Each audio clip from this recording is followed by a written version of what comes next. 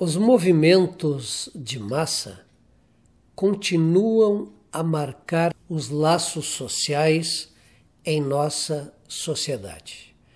Ainda que hoje a psicanálise se interrogue sobre alguns pressupostos freudianos, procurando avançar ainda mais sobre o tema, o fato é que o ensaio perturbador de Freud, denominado Psicologia das Massas e Análise do Eu, publicado em 1921, ainda vigora entre nós como um dos mais importantes livros para a compreensão dos fenômenos psíquicos quando os indivíduos estão reunidos.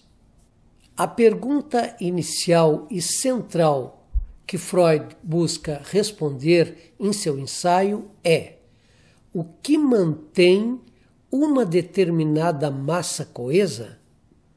Ademais, ele procura ainda indagar sobre o que leva o ser humano a se reunir em massa, em grupo, em multidão, a seguir líderes e ideias.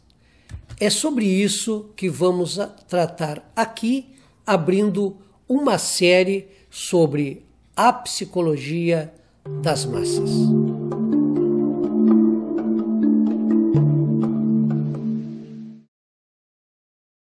Esse é o primeiro vídeo de uma série de outros vídeos que vamos tratar sobre a psicologia das massas e análise do eu, aqui no canal Sintetizando. Se inscreva no canal se você não se inscreveu, acione o sininho a fim de receber as notificações de novos vídeos. O que motivou Freud a escrever Psicologias das Massas e Análise do Eu foi uma preocupação que esteve presente praticamente durante toda a sua vida e que o professor Edson de Souza, psicanalista da APOA, resume no prefácio deste livro aqui, Psicologia das Massas e Análise do Eu, publicado pela LEPM. O que diz então Freud? Na vida psíquica do indivíduo, o outro entra em consideração com frequência, de maneira bem regular, como modelo, como objeto, como ajudante ou auxiliar, como adversário. E por isso, desde o princípio, Freud diz que a psicologia individual é também, e ao mesmo tempo, psicologia social. Freud, assim, demonstra sua preocupação com fenômenos sociais, muito embora sem negar que também há a existência de uma psicologia individual. Neste ensaio sobre psicologia das massas e análise do eu, que na tradução da língua inglesa para a portuguesa ficou conhecido como psicologia de grupo e análise do ego, Freud, então, nesse ensaio, trabalha com os seguintes conceitos: identificação, libido, recalque, eu, o ideal do eu, regressão, idealização, fascínio amoroso e hipnose. Freud investiga, esmiuça e interroga sobre a formação e o funcionamento dos grandes grupos e dos mecanismos inconscientes que propiciam que uma multidão de seres humanos, os pensantes, se submetam cegamente a um líder, a uma ideia, a um ideal.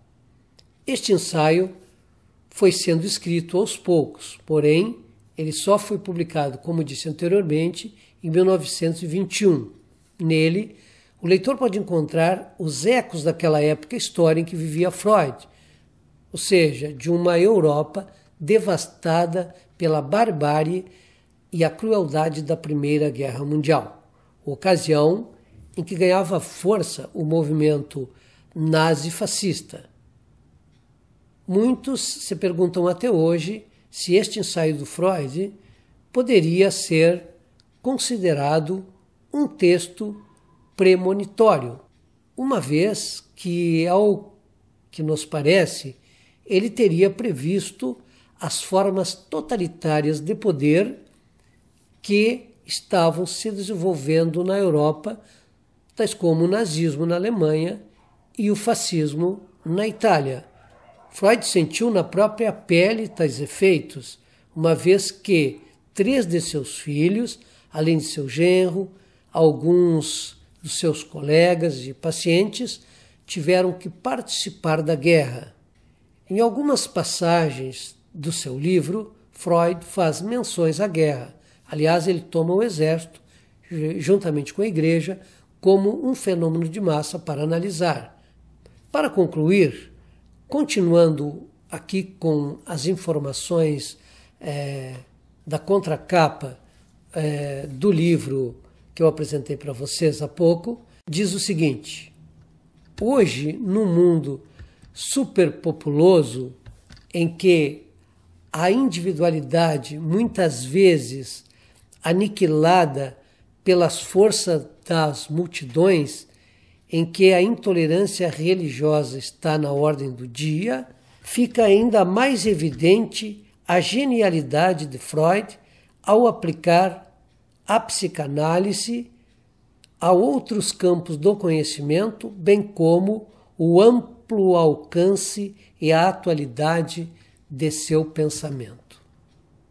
No próximo vídeo, vamos começar a entender, então, segundo o ponto de vista psicanalítico, o que leva o ser humano a seguir líderes, multidões, ideias, ideais, enfim, projetos que individualmente não são deles.